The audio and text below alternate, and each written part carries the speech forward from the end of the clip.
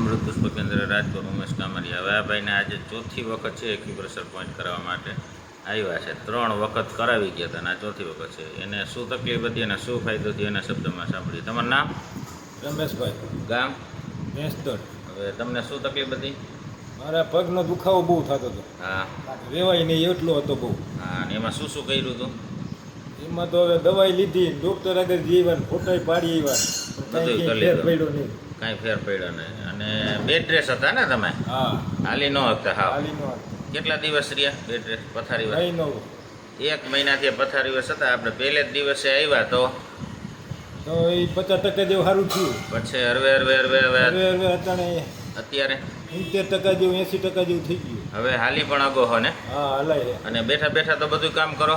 હા, બેઠા બેઠા કામ કરવું એમ તો ઘડી ઘડી વાંકા કરી અગો. હવે હાલવાનો વાંધો નથી આવતો ને બહુ? ના, હાલવામાં બહુ તકલીફ નથી પડતી. વચ્ચે એકાદી વખત વિહામો ખાવો પડે. તમે વાડીએથી ઘરે હાલીને જાઓ ત્યારે નકા હાલી ન શકતા ને, કાંઈ કામ ન કરી શકતા.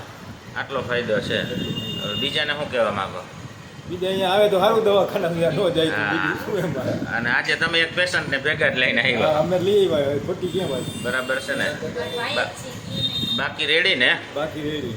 આ તમારા ભાઈ છે ને? હા ભાઈ, આપણે હમણાં વિડીયો બનાવ્યો. મારા ભાઈ છે, કાકા દીકરા નાનકડા, હું એને મોટો, એટલે એને માઇટો એટલે હું આવ્યો અહીંયા. બરાબર.